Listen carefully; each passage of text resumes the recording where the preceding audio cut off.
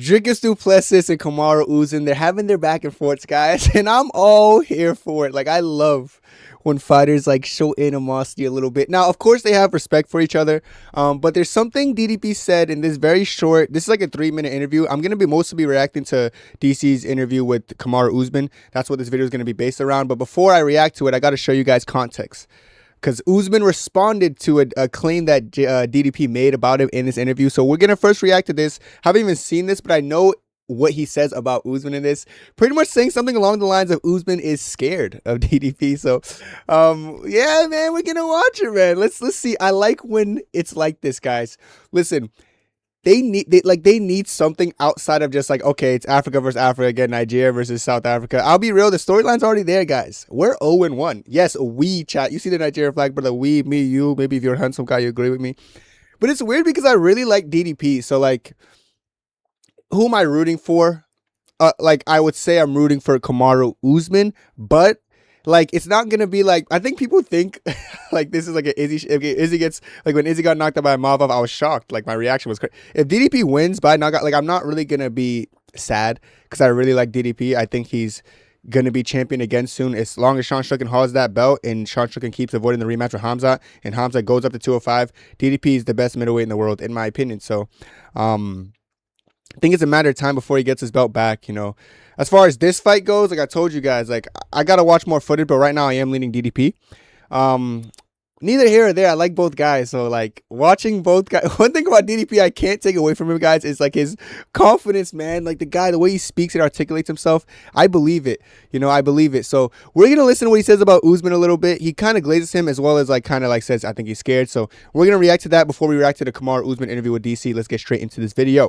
All right, let's move on. We've obviously got some news. July 18th, Oklahoma City. Dricus still knocks Plessis. A week after the Conor card is crazy. This is so good. Such a good month. He is back in the UFC octagon. Kamaru Usman is the opponent. How are you feeling, man? It's like we've been waiting and waiting for this announcement. We finally have it. Me too. Yeah, I mean, you think you've been waiting. I've been waiting. You know, we've been talking about the fight for a long time. He's mentioned the fight way before we made the fight. And I said, well, cool. I'll take that fight. Because now people say, why did you fight Imamov? I don't mind that fight either. I want to fight somebody that gets me to my title again. Kamaru Usman, yes, he's a bit older, but now you look at what Gaethje just did. Yeah. I mean, so that throws that argument out the window immediately. Kamaru Usman is arguably the best welterweight ever, you know, alongside with George St. Pierre, if you go on title defense and all that. So he started his career out at middleweight, has a win over Sean Strickland, had that very close fight with Hamza Chimaev. Wait. No, he didn't. He just said he started his career at middleweight because he beat Sean Strickland. No, gang. Strickland was at 170. Poor guy. He's a little bit confused. But yeah, I respect that he's bringing up the Strickland win, but that was at 170. He fought at middleweight one time. It was against Hamza, and he arguably he lost. It was a draw. And he won majority of the rounds. But I see what DDP tried to do there. He just misinformed. It's okay. And that's why I wanted this fight. What's it going to mean for me to go out there and beat another striker? I've done that many times. I've defended my belt against strikers. I've beaten. If he goes out there and beats Imavov, I know what he means when he's saying that. He's beat Sean Strickland, who's beat him out. Like, you know what I'm saying? Like, he's beating strikers all the time. Izzy, Strickland, Whitaker. Like, yes, I agree. You just got smoked, like steamrolled by a grappler primarily, getting wrestle fucked pretty much. We just saw Kamaru Usman kind of wrestle fuck Tyron Woodley. So I do agree with the fact that, yes, you probably need to go against a wrestler now to prove yourself. The best, which is Strickland at middleweight twice. So why go out there and fight another striker? People are going to be like, yeah, okay, well, we know he can strike. What about the wrestling and grappling because of my last fight? I want to go out there and prove what I've done. Prove, like I said, go out and figure this out and go show the problem that the middleweights have on their hands now, because now I am more complete, and I was a complete fighter, but now I am complete in all areas, and I can't wait to go and show that. You know, it's been long. I was supposed to fight in April, got the injury, and man, I think that was all for a reason, because I didn't even know he was injured, by the way. I don't know what injury it was. Maybe I'm just like not in the loop. The fire in me to get back in there is like never before. I'm feeling great. Camp is going great. You know, I know he didn't want to sign the contract. I know that for a fact. What? You know, I spoke to UFC and they said, we finally convinced him to sign. If you need convincing to sign, that's a problem. But I can't blame him. I'd also not want to fight me. Oh, Shibai. You know what's weird? Okay, I got to see Usman's response to this. But before seeing Usman's response, I'll say this. I don't think he's lying. I remember Usman said something along the lines of like, after he beat Buckley, he's not fighting unless it's for a title or something, or like only taking meaningful fights. I think when DDP first came across the table, he was probably like, nah. Because I'll be real, and I'm not even trying to glaze DDP here. Like what he just said, like I wouldn't want to fight me either. Like DDP's such a annoying fight. Like ain't nobody's gonna want to fight DDP. Don't think it means Usman's scared. I think he's phrasing it a bit interesting. But I like the way he just says, yeah, I know he didn't want to fight me for a fact. DDP sounds so convincing when he talks. I don't know what it is. Or it's a South African accent, bro. He sounds so convincing when he opens his lips.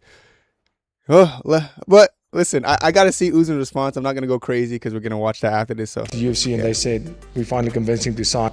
If you need convincing to sign, that's a problem. But I can't blame him. I'd also not want to fight me right now. It would be the smart move not to sign the fight, but let's go. Dricus, can't wait to see you in action again. It's been long for us fans who can't wait to see you in action. All right, that was the context. Now that we know the context, we're going to get straight into the interview with DC and Kamaru Usman, because Usman claps back in this interview, so no more stalling. We already know the context. Now let's get into it knowing what the backstory is. He's one of my good friends. I spent a ton of time with this guy, but I got some questions for this dude because it's been a minute since we've seen him fight. We want him back in the octagon, and if he letting dudes talk about he not doing this and he not doing this, we got to find out what's up with Kamaru Usman. So guys, give it up for the one and only Kamaru Usman. Hey, I like that African music. I don't know if this is copyright, so I'm lowering the volume. I can't dance like that. I'll be watching Usman dance. Usman can dance. Hey, yes. Hey, dance to that. Wait, guys, his knees. Hold on, I gotta move my camera. You guys didn't see him walk up those stairs. I did for a second. Hey, yes. Oh, it looks painful. Chat, that actually, like, I'm not even reaching. It looked painful walking up those stairs. Usman dance. It looked very painful. Look at that. Look at that. Hey, dance to that. Oh, fuck. Gang, even the way he walks looks like it hurts. What's up, man? Damn, boy. Fuck. Dude, he looks like the way he walks looks so painful to me. Why? You know how y'all be doing that. Look at his walk. Come on, man. Let me see that. Usman. Hey, let me see how y'all be dancing to that good music. Oh my God. I don't know, man. And he keeps talking about dancing this, dancing that. Jeez, gang. Usman, let's go. What you mean, y'all? You. Nah, I didn't say you people. You said y'all. What you mean, said, y'all? Y'all in terms of Francis and Izzy and you. Africans. Wow. Y'all could dance good, man. Oh, man. Kamaru. Y'all hear this, man? Kamaru. Oh, my God. Wow. You gonna come here and do this? Y'all. Why did I invite you? I don't know, but I did not say you people. You might as well say you people, what you just said right there. You think about this. Let me ask you a question. Karen McCoy. funny. You know Karen McCoy, right? Yeah, of course. He I just know walked Karen. in here. He walked in here? Yeah, he's right there. That song plays. Do you think Karen McCoy can dance to that song like you and Why Francis? you disrespecting Kerry McCoy? You don't know his abilities. You don't know his abilities. He can't dance. Kerry, oh, sure? You sure?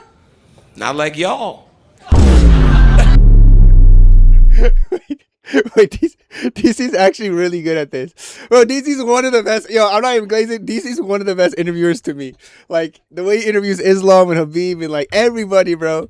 Like, the little subtle, like, he's not like, y'all, I'll give you that, DC. You're good at this, brother. You funny guy, handsome, big belly. I like this guy. Disrespecting Kerry McCoy. You don't know his abilities. You don't know his abilities. He can't dance. Kerry, oh, sure? You sure? Not like y'all. You see what I'm talking about? Come on. What is y'all? I'm saying, like the rest of us from the motherland, like real Africans. Oh, man. So are you not African? You know when y'all was saying Three Kings, I was really disappointed. Hey, because you wanted to be in there, didn't you? I wanted to be in. in. He's trying to be in there. I could be in. Why I couldn't? Bro, because you're not. All right. DC's African American. Yeah, man, the heritage, man. But DC Jax USA, which he should be. But of course, he wasn't born there like Izzy, Usman, and Ngannou. Be in. Hey, Why could not be in? you could have asked. We would have reviewed your application. You know, we would have see if you checked the boxes, and then we might have accepted or denied. Did I get in or did I not? I mean, you didn't get the notice, did you? I didn't. It's I waited still and waited. pending. It's still pending. You suck so bad. You've been sucking like this for a long time, too. Hey, you see, I came with my dad golf swag. Yeah, you did. I hear Justin been killing you on the course, so you know I've been getting my swings in. But so I've seen you swing, and it's terrible. It's crazy because you got a good body for golf. Pause. But Wait, for golf.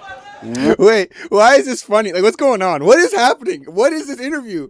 No, I love interviews like this. Though. Don't get me wrong, guys. We need more interviews like this. Like, I'm not trolling, but it's like, what is going on? Here? Whoa. Like I mean, I know you rock with me. Like but he's tall, he's whoa. skinny. He's tall, he's skinny. You can Skinny?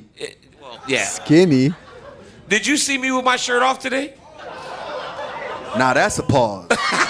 Jeez. That's the real deal right there. That's peak male performance. That's really. That what that is. Really, That's real. That's real steel. What sex appeal? How you say it? That's real deal. Sex Real appeal. Okay. Louisiana swamp just raw. I know. That was built on gumbo and red beans and rice. We see that. Usman.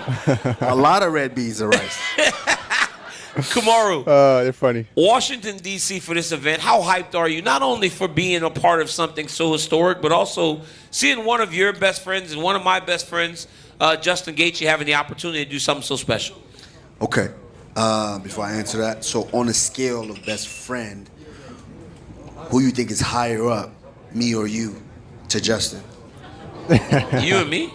What? You and me? Yeah, who you think is higher up? He's privately told me that he doesn't like you that much. Oh, so I'm not going to tell you what he told me. He just said because you're always late. I'm not going to tell you what he told me. He said you're always late. Okay, let me tell you something.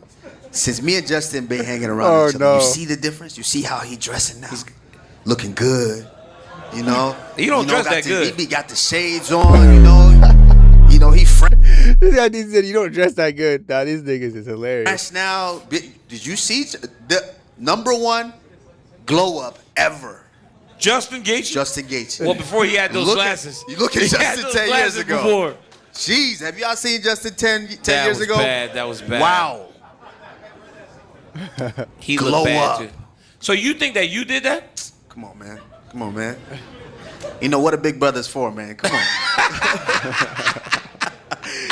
But to answer your question, yes, this is a historic event. I mean, it's where do you see, with all that goes on behind, especially with the whole politics and security and all of that stuff, to have an event and invite all of you guys to come in and witness this on the White House lawn. I mean, it's incredible. I mean, nothing like this has ever been done in combat sports history. Not going to happen again either. It is, yeah, it's phenomenal. And of course, I am excited to see my boy Justin go out there and do work. I like Wait, is this before the White House card? Wait, I don't know if he has CTE, but oh my God, chat. Okay, I'm cringing because I'm confused. Like, hold on. This interview, this kid, he claps back to DDP. Oh, maybe that DDP interview was old. Okay, maybe, but like Dana Cormier just posted this interview. Yes, 2 days ago. What's going on? Let me just unpause. both fighters, Justin and Ilya. Ilya's They good, are man. tremendous Okay. fighters. I don't This is before. Guys, my heart dropped. I literally thought Usman was like CTE, like maxed. Dude. Okay, so yes, this was before. Okay. DC just posted this like a day ago, but it was an old interview. Cool. think. If look down the roster, have we ever really seen a fighter like Ilya? No. There's been I'll be real, nigga. I'm not trying to hear none of this, gang. Josh Hogan. shut your mouth. So I'm gonna He close- thought Ilya Hey, said, I just skipped like 10 seconds and this is happening. shut up. No, it's To give you a real answer Oh, from the this heart. is hilarious. I skipped like 10 seconds, 20 seconds. I just need them making fun of fucking Taporia. It's fucking, I'm dead. It took me a lot. It took me a long time, a lot of years in the sport as an entertainer now to understand what is happening. Before that, because we come from wrestling where it's boom, boom, boom. You have to really do all these things. You're disciplined in this way. And wrestling is one of those sports where you're just doing it for the glory of it. Yes. You ain't really trying to get rich doing wrestling. I He ain't making no money. Exactly. I was borrowing money from you. I was on the Olympic teams. Because you was selling drugs. Hey, so, What? whoa. Lie. Damn, he's gonna put that Like business what? out there like that. Y'all, I'm hey, lying. draw snitching. Y'all see this? I'm lying. What the hell? I'm lying, my brother. I'm just kidding. Hey, dry snitching, heavy. I'm just kidding. Wow. I'm just kidding. But no, it's What the hell's going on? we're so rooted in discipline, and we do this for the glory of it, to where we just want to be the best. We don't really care about all the entertainment aspect. So when you come in, and I was the same way. When I come in, I'm so focused to getting to the top. I don't really want all the entertainment aspect. But it wasn't until going through some of those battles that I went through with Covington, with Masvidal, all of these fights, and the Hamzat one, all of these fights where you really understand the show aspect of it. Yep. And Josh Hockett is playing a character. Bro, he's actually fought Curtis Blades, who was 5, and Derek Lewis in his first 4 fights. Like, That's what I'm no, telling he you would right not now. have been there if he didn't have that character. You know Now, how as I bad know? as it is, we're paying attention. Exactly. But you know how I know that you recognize the business of it in the entertainment? Because Covington, Masvidal, you was making them big checks, weren't you? You were like, oh, I like that beef. He's like, chill, rip that. Kamaru, can I hold something? I was like, hey, can I hold something? you see me shining out here? Y'all This see boy me? got, I'm going to tell you, I never. One time I called him. So here's the thing about our friends, him, Justin, they don't call. It's all FaceTime. I will call him. course. I call him Yeah, I on do the the same phone. thing. I don't trust him. He might be denies recording. it. You see him dry snitching. He might be He recording, so I need to declines see the his call. face. He declines the call and FaceTimes me. And I'm like, wait, what? 2 men FaceTiming, and then we be on the phone for an hour. All right, Like, Jesus buddy. Christ, are Like, we come dating on. now? Yeah, all right, DC's reaching. I do FaceTime everyone. I don't. What the hell's the point of calling in 2026? Like, bro, if I'm gonna talk to you, like, let me at least look at your face, gang. Like, come on, DC's reaching, gang. It's like crazy. We just don't trust you like that. Nobody talks on the phone anymore. It's all FaceTime. It's crazy. Kamaru, when you went through the, like, listen, I think that you are one of the greatest welterweights of all time. And I believe that when you were on your run, dude, you were so good at everything. And you and I speak so much outside of fighting. But in the darkest moment, when you lost that fight in Utah, I called you and I said to you, I said, all of us are so proud because you got so good at everything in this thing. But then you bounced back. What was it about that allowed for you to bounce back? And then the emotions we saw inside the cage after you bounced back. Because It was so weird because after the Leon knockout, he loses a rematch where he just didn't really look like himself and was like so hesitant and like letting Leon dictate like every. And that fight wasn't a lot. People got to watch back that fight, like with the point deduction. Yo, Leon did not win that fight, and I don't even want to cope. But I'm just saying, watch it back on your own time and just be objective, and then you could have your own opinion. Neither here and there. But after that one, he went and fought Hamzat, who's like a killer on a crazy win streak, and like I don't want to say he didn't lose that fight, but in my opinion, I think he won 2 out of 3 rounds. You know, the first round could have been a 10-8, but I'm telling you, some judges wouldn't even get that a 10-8 nowadays, by the way. Interesting. But because like not much ground and pound was landing, it was mostly control and shit. But yeah. And like looking back how they didn't give DDP, like Hamzat did Hamzat get like 0 or like 1 10-8 round against DDP, even though he landed like multiple strikes. They weren't huge strikes, but he landed a bunch of strikes while controlling him. He controlled Usman and landed less strikes. And for some reason, it was a 10-8. I'm not trying to get into politics, but like if the judging was consistent, it would have been Usman 129-28, in my opinion, or it would have been a draw, in my opinion. Neither here or there. He's going off those losses, so that's why he's at a 3-fight skid going into the Tyron Woodley fight. That's why I was like, people don't understand the concept behind his like 3-fight skid. They think I'm coping when I say there's like things that go into that. They think I'm lying. No, what do you mean? Hamza schooled him. What do you mean close fight? They're gonna like make up stuff and act like it went a certain way, but that's not really what happened. So it was kind of weird that like he was on a skid. You know, that's how I feel about Adesanya right now, except for Adesanya. Adesanya is just showing bad fight IQ, whereas Usman's kind of just getting fucking unlucky with the judging and shit. And then he goes in there and schools Woodley. Not Woodley. Goes in there and schools Buckley. They both look the same. Sheba, you racist. You had Hamza out against him, man. You had him against the ropes. When you walked out of the octagon that night, you said, I hugged you as you were leaving. You said, bro, I should have took those last 2 rounds. But then you bounced back. What allowed for you to bounce back in the way that you did? Yeah, I think when you're on the rise up, when you're young, you just kind of, like I said, we do this for the glory of it, to try to get to the top. And I fought so many times where I shouldn't have. I fought with this injury, that injury. I fought in New York with a hole in my hand. Yeah. But I still went through and I fought. Now, these are all things that you don't realize at the time that you could get away with when you're young and you've put in so much time and have created such a gap between yourself and the rest. True. Over time, it starts to kind of catch up to you. This is exactly what they say with Father Time. It catches up to everybody. And so it catches up to you where it's like, man, all those things that I used to just be able to just put to the side and go out there and compete, they're lingering a lot longer now. So then you drop one fight, and then it's like, oh my God, how is that possible? And then it's like, you jump into another one in a situation you probably shouldn't have jumped into. You But still you jump behind into them. it anyways because you're used to being that tough guy who can just say yes all the time. I'm yes all the time, yes Or all drop. the time. And then you dropped another one. And everyone's like, you know, of course, let's just be honest. MMA fans, they have direct access to us. More than any other sport. More in the than world. any other sports. Other sports are, in a sense, protected by their teams. To where you got to go, someone plays for the Milwaukee Bucks, you got to, try to attack them through that. But we have a direct line to us. True. So if it's a guy that's not a fan of me or I'm about to fight their favorite fighter, I suck. They're starting to send me messages that I suck. And of course, you want to ignore the messages, but if you got to read the message to see what they were saying. Absolutely. So you read the message, you be like, okay, you suck. Oh, damn, I suck. Okay. What's the one? It's And the then- negative one that you kind of latch onto. You could have Exactly. 100 people going, man, you're awesome. And so over time, all of that. The one that says, John Jones, your daddy. Man, fuck him.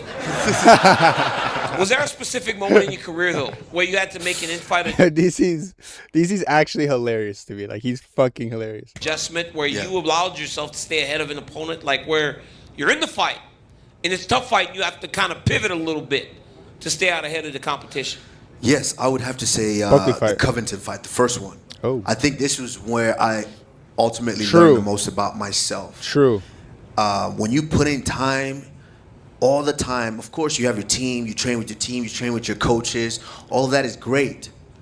But the times that I put in myself are the times that you really remember when it all fails. Your coach is yelling instructions at you, his coach is yelling instructions at him. But it's the times that I put in by myself, those personal times, to where I'm in there. We're going into the fifth. It's 2-2. Yep. I'm just looking across at him. He's looking at me. At this time, I don't know I broke his jaw. But he's looking at me. He's looking at me. I'm looking at him. And I'm just like, I don't care what happens. It's just that you get to that point in the fight where I don't care. I don't feel nothing except disconnecting him from consciousness. That's all I feel. He did. And then finally. Oh, you got to and go. And then let's see him take those shots for 4.5 rounds. Let's see. But it's over that work over time. And then Was that like some kind of heckler in the crowd? Like, don't make me jump in the crowd, kid. Like, I would offend my go Usman, nigga. Like, who you think you talking to, little boy? I'll break your jaw again. everyone, we all dream of a fight like that. Yeah, you do. To where you're in front of the masses. It's the main event. You're the last fight for the world title. It's all on the line. 2-2 going into the fifth. And you go in there and you pull it out in emphatic fashion. I think that right there, it gave me a high that you can't get anywhere else. So it's like, I'm still kind of trying to chase that. But that moment, I learned so much about myself. Okay. Yeah, that's what really catapulted me. I'll let you get out of here, but I have one more question. Yeah, the DDP one. There you I go. polled the fans, Oh, maybe not. and bro, you letting Dricus do Plessis talk crazy, man. Who? You. He talked crazy? He was talking? He said that you're not signing the What he said? contract. What he he said said? you're not Here we signing go. the contract. Here we go. Is there a possibility okay. that you guys are fighting? Well, here's the thing. He said, and the fans really know. Oh, this is before it was officially announced. Interesting. And the fans really know that. I mean, obviously, we have new fans each and every day that might not know the history, but what possible MMA fan can see my name and say, oh, that guy's scared of that guy? But DDP's saying that. Who cares what So he's saying? fight him then. Who cares what he's saying? Can y'all fight, please? You talk shit about me all the time. I do, but I don't want to fight you. Care? I know you don't. You see what I'm saying? I see it. He got quiet, didn't he? Yeah, he got quiet. He can say whatever he wants to say, but he's talking to the guy who flew across the world on 6-7 days notice. Yeah, 6 before days Hamzat, notice. when Hamzat was the scariest man on the planet. Yes, and flew across the world again before that to go fight Masvidal when Masvidal was coming. I ain't gonna lie, don't try to big bad wolf him. I ain't gonna lie, he ain't the big bad wolf. That nigga is like, yo, come on. He the plumber on the street, not Street Judas. Off the flying knee and everybody's scared. So to sit there and say that I'm scared, come on now. Is there a possibility, please tell me, man, that you guys will fight? Hey, if it lines up, it lines up. We got to get to the logistics. You know better than anybody's logistics behind this. But if it lines up, hey, I will whoop anybody. Yeah. I told her anyone can get it. I don't discriminate. Okay. The Nigerian nightmare. I don't discriminate with these hands. Kamaru. Wow, you know what? Actually, you want me to be like, you guys want me to be honest about that? First of all, great interview. I love that interview.